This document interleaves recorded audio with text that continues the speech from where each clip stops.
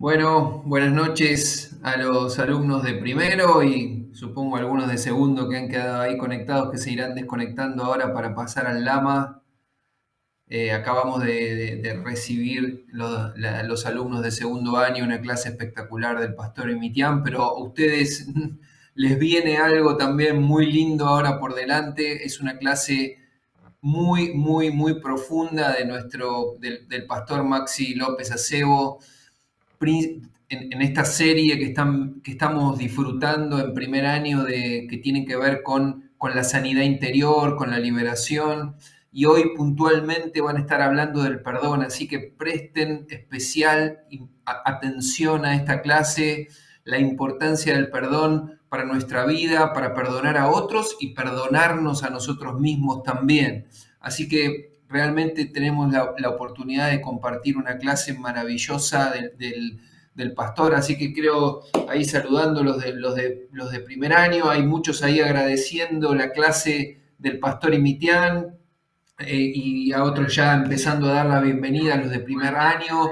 Laura Álvarez, David Brito, Graciela Villalba están ahí. Bienvenidos a los de primer año, bienvenidos en esta tarde. Disfruten la clase del pastor Maxi, y tengan ahí y disfrútenla para que pueda Dios hacer en sus vidas algo maravilloso e importante también. Así que realmente presten mucha atención a lo que quiere Dios enseñarles en el día de hoy. Bueno, gracias a Dios por la enseñanza. Algunos que ya se van al Lama, ahí piden el link, así que ya lo tienen los chicos ahí para distribuirlo, así que envíen el link para el Lama de segundo año. Hola, primer año, dice Marcela Rivero, Candela Nieve también, Cristina Machado también, hola, primer año, Alicia Lisa también, adelante, primer año, los amamos. Bueno, qué lindo estar ahí del otro lado. La clase de hoy, como les decía, el perdón y la importancia para nuestra sanidad y para también ayudar a las personas que nos toquen ministrar en que sean sanas en Cristo y libres para perdonar a otras personas. Así que no quiero llevarles mucho más tiempo, directamente pasar a la clase del pastor Maxi López Acebo y dejarlos con él para que sean bendecidos. Que Dios los bendiga y después se encuentran ahí en la tarea práctica en el Lama con sus tutores.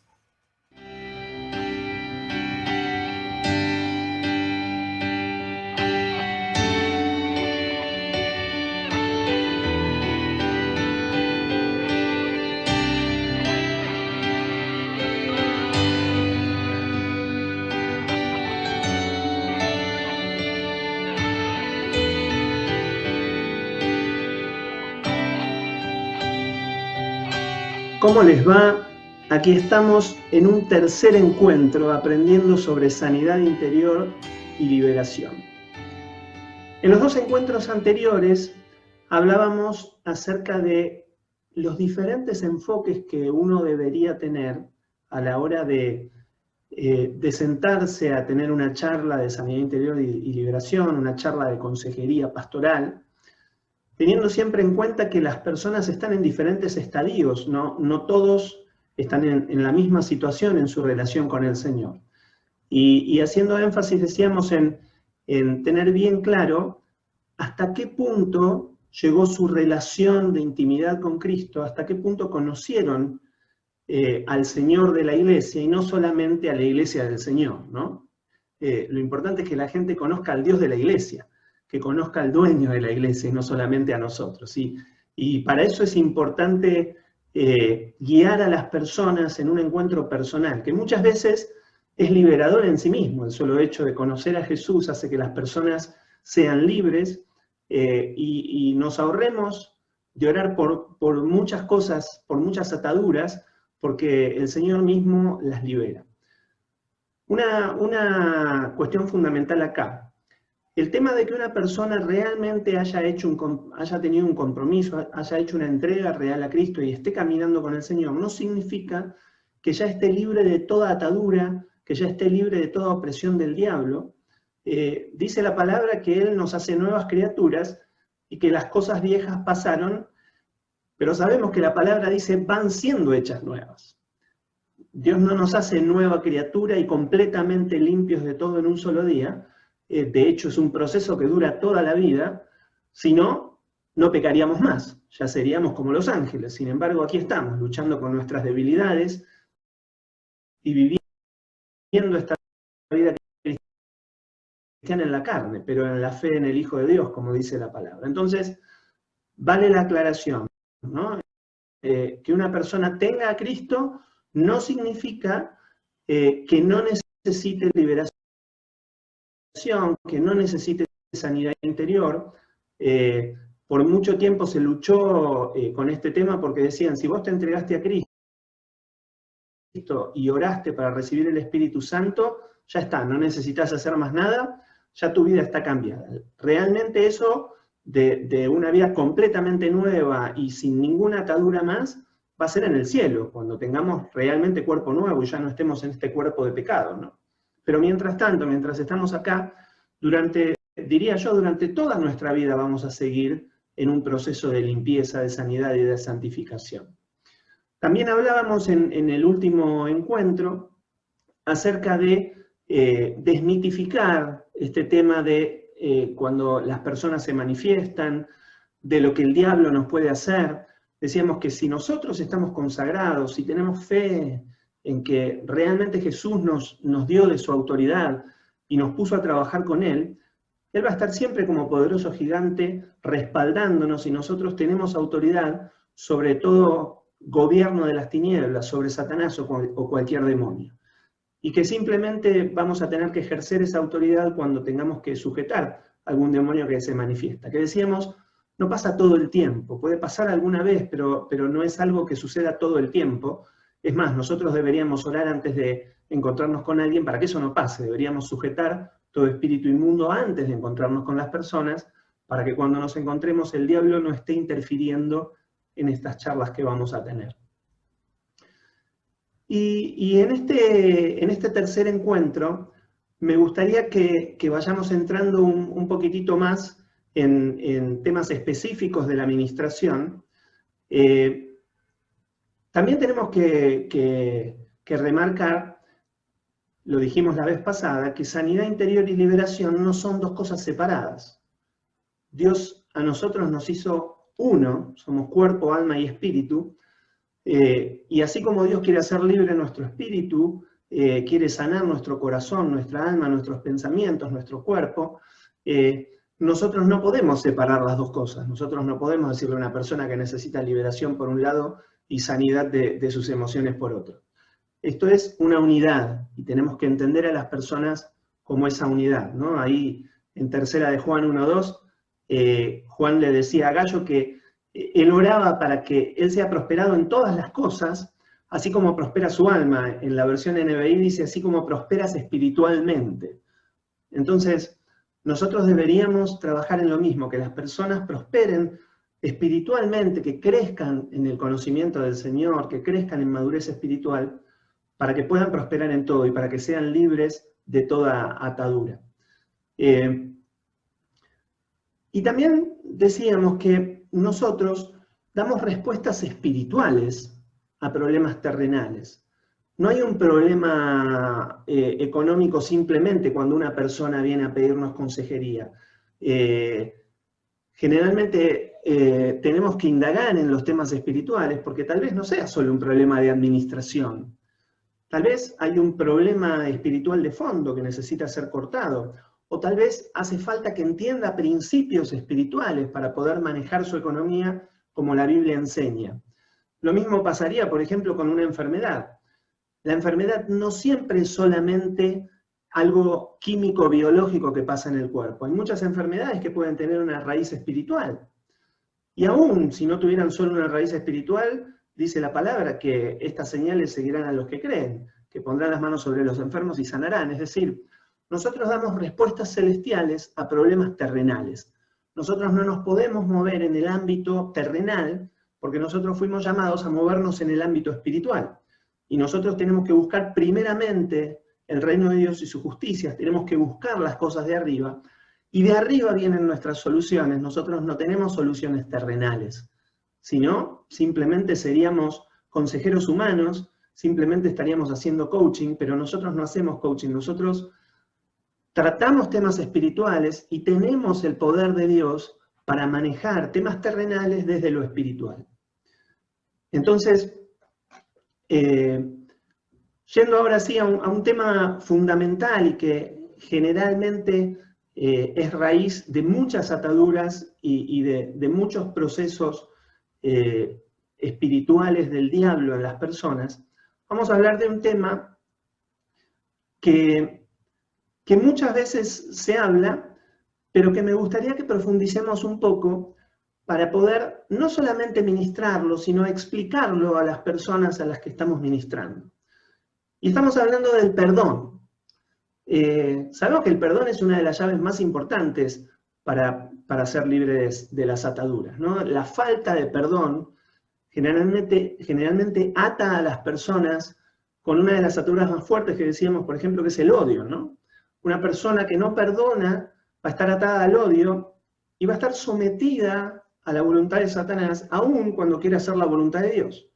Entonces, tenemos que entender de qué se trata esto del perdón, de qué manera Jesús lo presentó, de qué manera se nos presenta en la Biblia, para que no solamente le digamos a la gente, bueno, vos tenés que perdonar porque es una orden.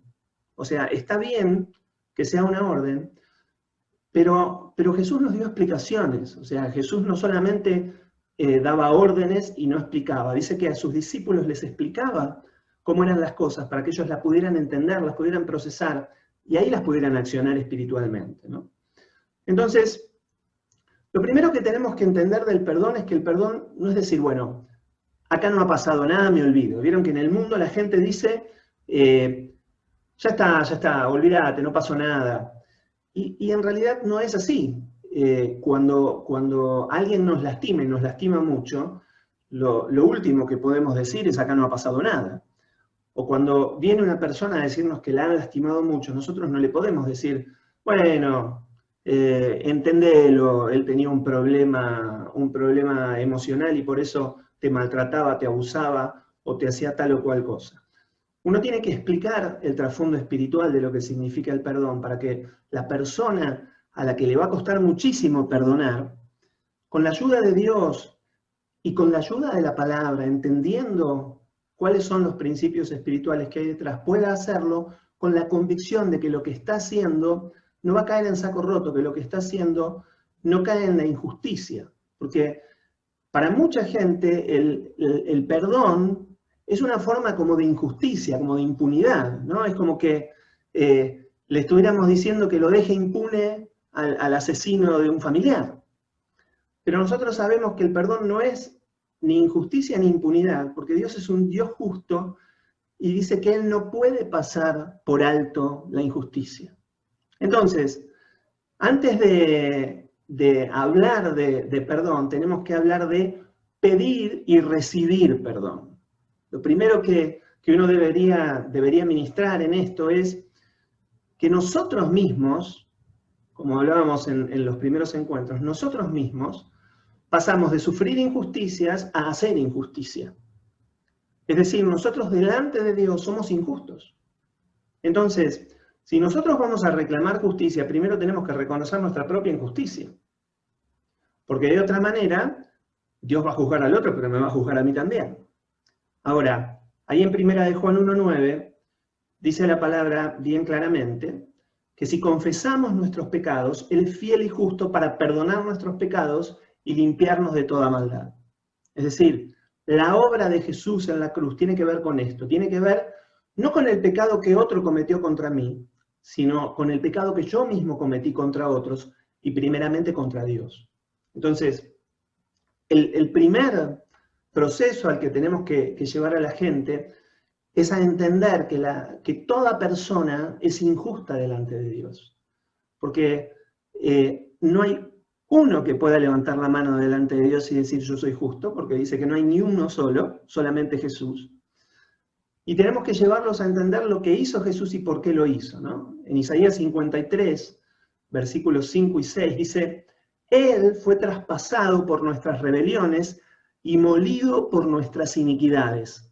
Sobre Él recayó el castigo, precio de nuestra paz. Y gracias a sus heridas fuimos sanados.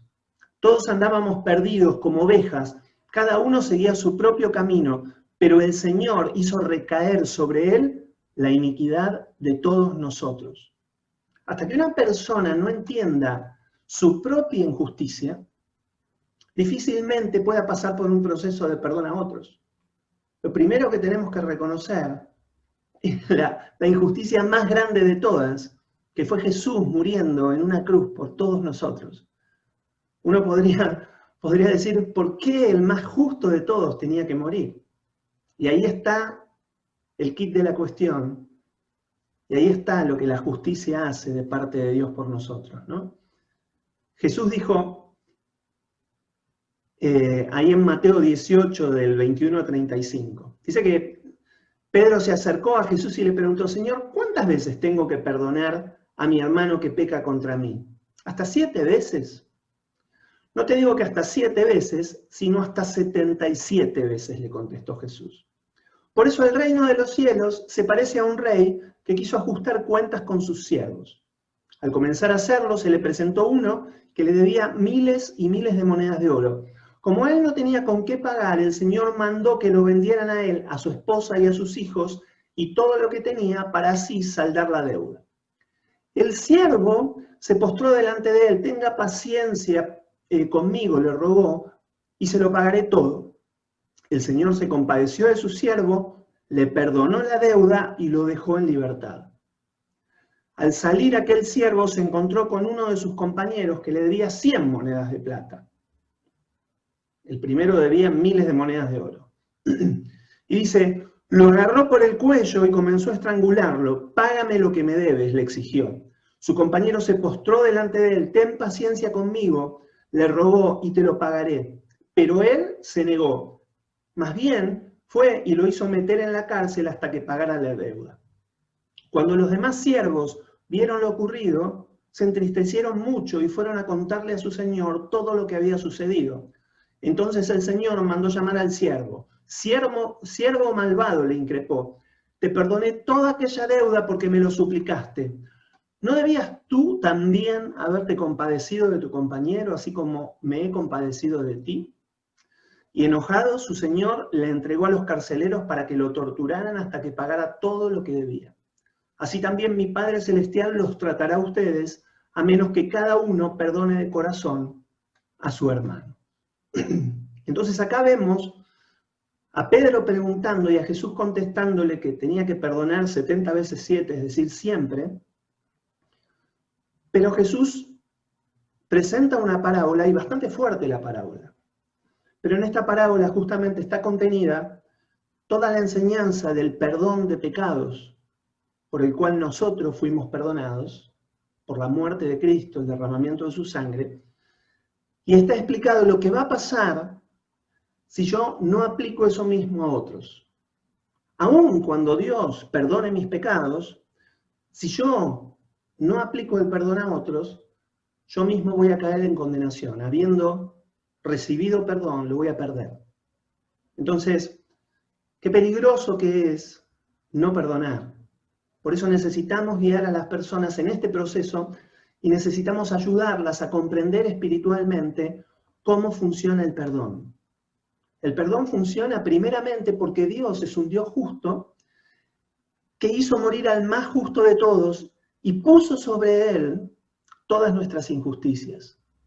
Porque dice la palabra que necesitó morir el justo para que nosotros los injustos fuéramos justificados. Yo recibo justicia de Dios por lo que Jesús hizo por mí. Alguien tenía que pagar y Jesús pagó. Alguien tenía que cubrir la injusticia y Jesús la cubrió. Porque Dios es justo y no puede ser burlado. Entonces todas mis injusticias alguien las tenía que pagar porque no se puede burlar la justicia de Dios. Y Jesús pagó por esa justicia. Cuando una persona empieza a entender esto, recién ahí va a poder entender cómo funciona el perdón, va a poder recibir perdón y va a poder ofrecer perdón a los que lo lastimaron. Entonces, tenemos muchos riesgos de no perdonar. Dice ahí en Efesios 4, 26 y 27, dice, enójense pero no pequen, no se ponga el sol sobre su enojo ni den lugar al diablo. Fíjense, acá claramente explica Pablo a los Efesios que cuando nosotros no perdonamos, cuando dejamos que ese enojo se convierta en un sentimiento recurrente, en un resentimiento, en un rencor y finalmente en odio, les vamos a estar abriendo una puerta al diablo, le vamos a estar dando lugar al diablo para que él tome lugar en nuestra vida, aún siendo cristianos. En Hebreos 12:15 dice, mirad bien, no sea que alguno deje de alcanzar la gracia de Dios, que brotando alguna raíz de amargura os estorbe y por ella muchos sean contaminados. No alcanzamos la gracia de Dios, lo mismo que explicaba Jesús. Entonces, es muy importante que nosotros expliquemos estas cosas a aquel que tiene que entrar en un proceso de perdón. La primera que le tenemos que explicar es cómo funciona la justicia de Dios. La justicia de Dios funciona a través de la cruz. Ahí se paga el juicio de injusticia. Él paga, Jesús paga por nosotros. Ahora, déjenme contarles otra forma de interpretación del perdón, que la verdad que me ha resultado muy, muy beneficiosa a la hora de tener que ministrar a alguien para que perdone, ¿no? Y yo lo llamo la contabilidad inversa. Ahí en Mateo 5, 11 y 12 dice, dichosos serán ustedes cuando por mi causa la gente los insulte, los persiga y levante contra ustedes toda clase de calumnias. Alégrense y llénense de júbilo, porque les espera una gran recompensa en el cielo. Así también persiguieron a los profetas que los precedieron a ustedes. Y en 2 Corintios 4, 17 y 18 dice, porque esta leve tribulación momentánea produce en nosotros un cada vez más excelente y eterno peso de gloria, no mirando nosotros las cosas que se ven, sino las que no se ven, pues las cosas que se ven son temporales, pero las cosas que no se ven son eternas. Y yo siempre digo que el reino de Dios es como el reino del revés, porque lo que nos quitan acá en la tierra va quedando a favor en el cielo. Naturalmente, si a mí me robaran algo, yo lo debería poner en la tabla de los negativos de mi contabilidad, ¿no? Me robaron un celular, va en negativo, pérdida. Sin embargo, Jesús nos cambia la forma de mirar las cosas y dice que cuando nos persigan, nos agredan, mientan, nos roben, hagan cualquier cosa contra nosotros, nos alegremos, nos llenemos de júbilo, porque todo eso que vamos perdiendo acá lo vamos ganando en el cielo. Se va haciendo una contabilidad inversa. Todo lo que yo voy perdiendo en la tierra, Dios me lo va anotando a favor en el cielo. Yo voy guardando en mi cuenta corriente celestial. Por eso Jesús decía que no nos hagamos tesoros en la tierra, sino que hagamos tesoros en los cielos. Aún cuando nos roban, suman a nuestra cuenta celestial tesoros en los cielos. Miren cómo lo decía acá en Lucas 12, 33 y 34. Dice, vendan sus bienes y den ofrendas de misericordia, háganse bolsas que no se envejecen, un tesoro inagotable en los cielos, donde no se acerca el ladrón ni la polilla destruye. Porque donde esté el tesoro de ustedes, allí también estará su corazón. Muchos de nuestros enojos tienen más que ver con aquellas cosas que estaban en nuestro corazón, que nosotros atesorábamos. Cuando nos roban cosas que están en nuestro corazón, ahí nos enojamos, ahí nos llenamos de ira, pero cuando nuestro verdadero tesoro está en los cielos, no nos lo pueden robar. Y nos pueden robar cualquier cosa acá en la tierra, y no vamos a entrar en el círculo del diablo, del enojo, de abrirle la puerta y de llenarnos de amargura. Porque nuestro tesoro está seguro en Él. Nadie nos puede quitar ese tesoro. Al contrario, aun cuando nos hacen esas cosas, nosotros tenemos conciencia espiritual y nos alegramos de que nos las hagan. Es más, hasta podemos bendecir a los que nos maldicen, a los que nos roban, a los que nos maltratan, como Jesús mismo enseñó, ¿no? Entonces, pero decíamos que perdonar no es decir aquí no ha pasado nada, ¿no? Es decir, Dios obviamente es un Dios de justicia. Miren lo que dice acá en Romanos 12, del 17 al 21. Dice, no paguen a nadie mal por mal. Procuren hacer lo bueno delante de todos, si es posible, y en cuanto dependa de ustedes, vivan en paz con todos. No tomen venganza, hermanos míos, sino dejen el castigo en las manos de Dios, porque está escrito, mía es la venganza, yo pagaré, dice el Señor. Antes bien, si tu enemigo tiene hambre, dale de comer. Si tiene sed, dale de beber. Actuando así, harás que se avergüence de su conducta. No te dejes vencer por el mal, al contrario, vence el mal con el bien. Nuestra parte es dejar que Dios imparta justicia. Cuando nosotros lo vemos de esta manera, el perdón ahí sí resulta liberador. El perdón no suena a injusticia, no suena a impunidad. El perdón resulta liberador porque yo le estoy entregando mi causa al juez justo. Entonces, yo me desentiendo porque yo ya sé que mi causa está en las mejores manos y puedo soltar. Puedo soltar a la persona que me lastimó, puedo soltar a la persona que me abusó, que me robó, para que Dios tome cartas en el asunto, Él se ocupe. Entonces mi corazón ahí puede quedar libre de rencores, de odios, ahí sí vamos a poder orar y echar fuera todo espíritu de rencor, de resentimiento, de odio, y el culpable del crimen va a tener que rendir cuentas delante del Dios justo. Ahora, cabe la posibilidad de que esa persona que nos hizo el mal, que tiene que rendir cuentas delante de Dios por lo que nos hizo, también llegue a conocer el sacrificio de Cristo y reciba perdón. Esto es una posibilidad. Y acá es lo que yo llamo el perdón al máximo nivel. A ver, el perdón de perdonar a la persona y entregarle mi causa al Señor es un primer paso y está bien.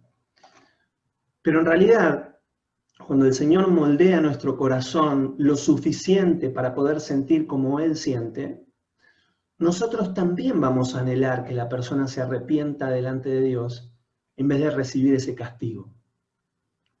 Exactamente ese era el sentir que Jesús tenía. Miren, ahí en Lucas 23, 34 dice que Jesús estaba clavado en la cruz. Lo habían torturado, se habían burlado de él. Pero dice que él desde la cruz decía, Padre, perdónalos porque no saben lo que hacen. Y dice que ahí repartieron sus vestidos y echaron suertes. Jesús tenía amor aún por los que lo habían torturado, por los que lo habían entregado. Y él oraba para que el Padre los perdone. De hecho, uno diría, bueno, ese fue Jesús. Muy difícil que uno pueda sentir lo mismo, pero cuando nosotros estamos llenos del Espíritu Santo, nosotros también podemos sentir de la misma manera. Miren qué interesante lo que leemos en Hechos 7, 59 y 60. Acá lo vemos a Esteban, el primer mártir de la iglesia, y dice, y apedreaban a Esteban mientras él invocaba y decía, Señor Jesús, recibe mi espíritu, y puesto de rodillas, clamó a gran voz, Señor, no les tomes en cuenta este pecado, y habiendo dicho esto, durmió. Exactamente el mismo sentir que tenía Jesús. Por eso la palabra dice, haya en vosotros el mismo sentir que hubo en Cristo. Entonces, esto sí es el perdón al máximo nivel. Pero para que una persona llegue a eso, primero tiene que pasar por el primer nivel. Primero tiene que perdonar. Y tenemos que acompañar a la persona para que lo pueda hacer. Y como les digo, no es simplemente darle la orden de que perdone y decirle, bueno, esto es un mandamiento y lo tenés que hacer. Necesitamos que la persona pueda pasar por el proceso de entender espiritualmente de qué se trata. De quedarse tranquila que lo que está haciendo va a tener realmente un efecto. Y que no es simplemente dar impunidad a un delincuente. ¿Sí? Y una vez que la persona haya recibido el perdón completo, como decíamos antes, ahí realmente va a ser el turno de perdonar. ¿Sí? Ahí realmente lo va a poder hacer. Y generalmente es importante hacerlo en voz alta para que el diablo lo escuche, para que los demonios escuchen. Y lo vamos a ver en el próximo encuentro. Todo lo que la persona renuncie o diga al Señor para cortar ataduras, se tiene que hacer en voz alta, porque el Espíritu de Dios lo escucha incluso cuando no hable, pero los espíritus inmundos no. Entonces, todo lo que hagan lo van a tener que hacer en voz alta, y ahí vamos a guiar a la persona para que perdone y después renuncie a todo odio, rencor, resentimiento, vamos a orar para que salgan las raíces de amargura. Yo generalmente oro arrancando, porque si es una raíz hay que arrancarla. Yo generalmente oro arrancando toda raíz de amargura en el nombre de Jesús. Y hay un pasaje más que es muy interesante también para tener en cuenta, porque muchas personas dicen, bueno, pero ¿qué voy a ir? ¿Le voy a tocar el timbre al que me hizo este mal y le voy a decir que lo perdono? No, no hace falta hacer eso. De hecho, miren lo que dice Jesús en Mateo 11:25. Dice, cuando estén orando, si tienen algo contra alguien, perdónenlo. Es decir, le podemos enseñar a la gente que puede perdonar en oración. No necesita ir y decirle yo te perdono, porque tal vez al que se lo diga el otro ni se enteró que está ofendido con él, o peor aún, todavía no está dispuesto a recibirlo y todavía le puede llegar a hacer algún mal. Entonces, Jesús lo que está diciendo es, cuando estén orando, si tienen algo contra alguien, perdónenlo. Es decir, en plena oración, nosotros podemos perdonar y el Padre toma nuestra oración en serio y dice, para que su Padre que está en el cielo les perdone a ustedes sus pecados. Fíjense de qué manera siempre Jesús ataba el perdón que damos con el perdón que recibimos. A menos que nosotros perdonemos, nosotros no vamos a poder recibir perdón hasta que lo hagamos. ¿Sí? Entonces, vivamos una vida en libertad, enseñemos a la gente a vivir una vida en libertad, libre de ataduras de rencor, de falta de perdón. Jesús nos llamó a perdonar. ¿7 veces? No, 70 veces 7. Todas las veces que sea necesario. Nos vemos en el próximo encuentro y ahí sí vamos a ver los 10 pasos para ministrar liberación. Vamos a entrar bien en detalle cómo hacer una liberación, cómo hacer una renuncia espiritual y cómo cortar ataduras a la hora de ministrar a alguien. Nos vemos la próxima. Dios los bendiga muchísimo.